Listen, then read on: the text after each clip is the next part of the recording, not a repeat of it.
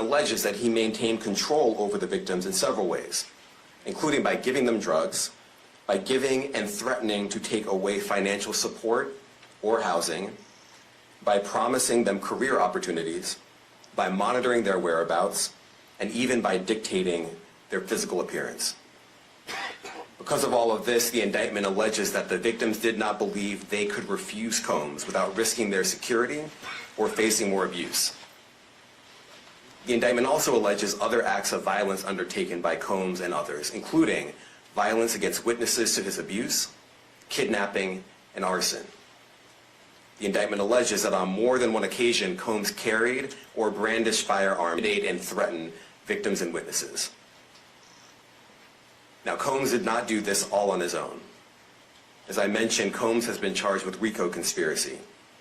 He used his business and employees of that business and other close associates to get his way. Those individuals allegedly included high-ranking supervisors in the business, personal assistants, security staff, and household staff. The indictment alleges that those individuals facilitated the freak-offs. They booked the hotel rooms and stocked them with the supplies, including drugs, baby oil, personal lubricant, extra linens, and lighting. When the hotel rooms got damaged, they helped clean it up.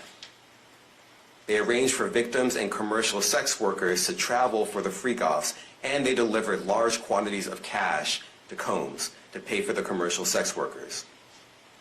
The indictment also alleges that they helped Combs cover up his crimes. During the March 2016 incident at the LA hotel that I mentioned earlier, a member of the hotel security staff intervened, and Combs attempted to bribe the staff member with a stack of cash to make sure that what happened was kept quiet. And as the indictment alleges, in late 2023, after public allegations were made about Combs' crimes, he and others pressured witnesses and victims to stay silent, including by making phone calls to witnesses and victims and giving them a false narrative of what they had experienced. And as alleged, Combs used others to help conceal his abuse by monitoring and preventing victims from leaving a location in order to hide their injuries, or by locating and contacting a victim who had attempted to flee. As part of this investigation, in March of this year, special agents from HSI executed search warrants at Combs' residences in Miami and Los Angeles. They also executed a warrant for Combs' electronic devices. During those searches, agents seized evidence of the crimes charged in this indictment. They seized firearms and ammunition, including 3 defaced AR-15s and a large capacity drum magazine.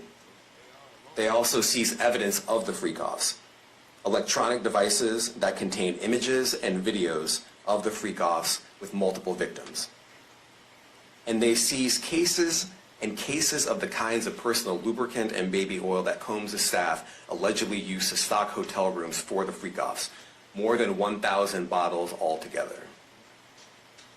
Here are some of the items that we recovered during the searches.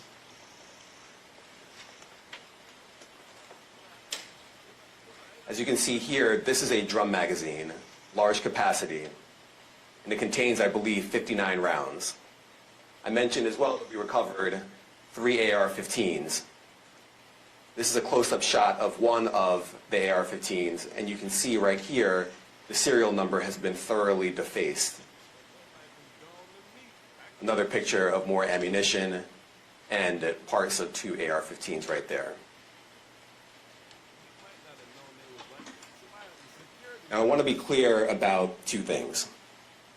First, this office is determined to investigate and prosecute anyone who engages in sex trafficking, no matter how powerful or wealthy or famous you may be. No one should doubt our commitment on that. A year ago, Sean Combs stood in Times Square and was handed a key to New York City. Today, he's been indicted and will face justice in the Southern District of New York. Second, we are not done. This investigation is ongoing, and I encourage anyone with information about this case to come forward and to do it quickly. Anyone with information can call 1-877-4-HSI-TIP.